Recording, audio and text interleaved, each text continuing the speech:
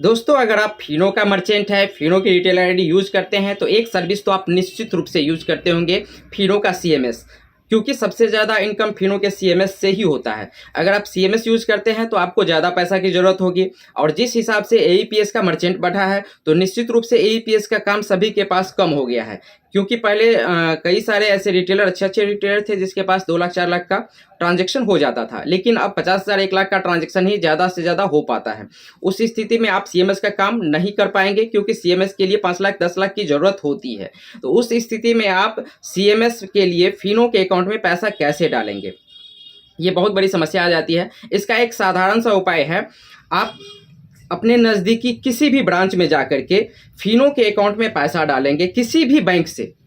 लगभग बैंक आपको मिल जाएगा फिनो के सीएमएस के लिए, जो डिपॉजिट के लिए होता है, ठीक है। तो आपके नज़दीक में जो भी ब्रांच है उस ब्रांच में जाना है, फिनो का एक अकाउंट मिल जाएगा। वो अकाउंट कहाँ से मिलेगा वीडियो में मैं आपको आगे बताऊंगा, ठीक है।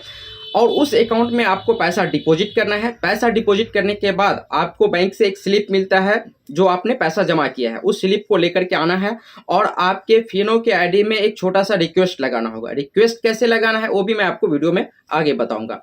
और रिक्वेस्ट लगाने के बाद आपको आधे घंटे या 1 घंटे के अंदर आपके फिनो के अकाउंट में पैसा जमा कर दिया जाता है। इसके बाद आप उससे सीएमएस कर लीजिए।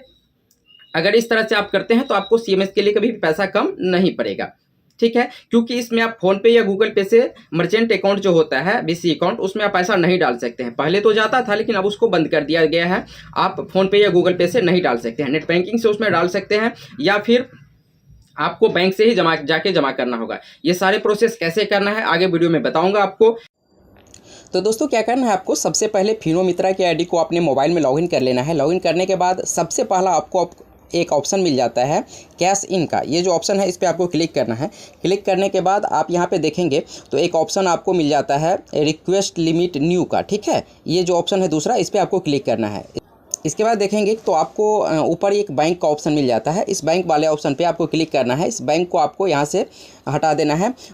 यहाँ पे बैंक को आपको हटाने के बाद आप जिस बैंक में डिपॉजिट किए हैं उस बैंक को यहाँ पे आपको सर्च कर लेना है, आपने जिस भी बैंक को। तो यहाँ पे मैंने PNB Punjab national bank live जो है इसमें हमने पैसा डाला है, तो ये हम सेलेक्ट करेंगे। सेलेक्ट करने के बाद आप देख लेंगे तो नीचे आपको यहाँ पे अकाउंट नंबर मिल जाएगा जो कि आपके सामने शो कर रहा है। अगर आपका अकाउंट नंबर सही है तो आप बिल्कुल सही है। इसके बाद आपको क्या करना है, नीचे ट्रांजेक्शन टाइप, ये जो ट्रांजेक्शन टाइप है इसमें आपको अगर बैंक में जाके आपने कैश डिपॉजिट किया है तो यहाँ पे आप कैश सेलेक्ट कर लेंगे। इसके बाद देख लीजिए चैनल नेम में आपको क्या करना है, यहाँ पे 2 ऑप्शन मिलता है। अगर आप एटीएम से डालते हैं तो कैश डिपॉजिट मशीन यहाँ पे सिलेक्ट करना है, लेकिन आप ब्रांच में जाके कैश जमा किए हैं तो यहाँ पे cash deposit at branch select कर लेंगे। इसके बाद यहाँ पे आपको ब्रांच कोड डालना है। जिस ब्रांच पे आपने पैसा डाला है उसका एक ब्रांच कोड होता है जो आपको यहाँ पे डालना है। ब्रांच को डालने के बाद नीचे ब्रांच नेम है, उस ब्रांच का क्या नाम है और कहाँ वो ब्रांच है वो चीज़ आपको यहाँ पे फिल करना होगा, ठीक है। ब्रांच नेम डालने के बाद आपको ट्रांजैक्शन आईडी डालना है। तो ब्रांच में जैसे आप कैश डिपॉजिट करते हैं तो वहाँ पे आपको कोई भी ट्रांजैक्शन आईडी नहीं मिलता है, तो यहाँ पे आप कुछ भी डाल सकते हैं। 1 2 3 ABCD 1 2 3 आप डाल देंगे वो भी चलेगा। इसके बाद एक और ऑप्शन आपको नीचे मिल जाता है डिपॉजिट ब्रांच। फिर से आपको कौन सा ब्रांच में आपने डिपॉजिट किया है तो वो ब्रांच का नाम यहाँ पे आप डाल दीजिए दोबारा से। इसके बाद आपको नीचे अमाउंट का सेक्शन मिल जाता है। यहाँ पे आपने जितना भी अमाउंट डाला हुआ है वो आपको यहाँ पे डालना है, ठीक है।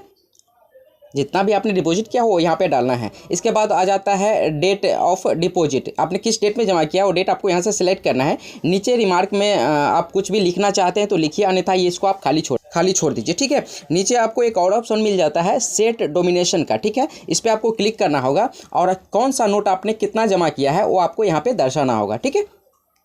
नोट फिल करने के बाद आपको यहाँ पे सबमिट करना है। सबमिट करने के बाद आपको क्या करना है, यहाँ से नेक्स्ट कर देना है। नेक्स्ट करने के बाद यहाँ पे फिर से आपको एक बार फिर से यहाँ से नेक्स्ट कर देना है। नेक्स्ट करने के बाद यहाँ पे आपको 2 ऑप्शन मिलता है, OTP और फिंगर। अगर आपके पास बायोमेट्रिक है तो आप फिंगर से भी इसको वेरीफाई कर सकते हैं, अन्यथा आप OTP वाले सेक्शन पे यहाँ पे क्लिक करेंगे। जैसे OTP वाले सेक्शन पे आप क्लिक करेंगे तो आपका जो रजिस्टर्ड मोबाइल नंबर है जिसका कि 4 अंक का यहाँ पे आपको दिख रहा है उस पर एक OTP जाएगा, जिसको कि आपको यहाँ पे डाल के फिल करना है, ठीक है। OTP डालने के बाद आपको फिर से यहाँ से नेक्स्ट कर देना है।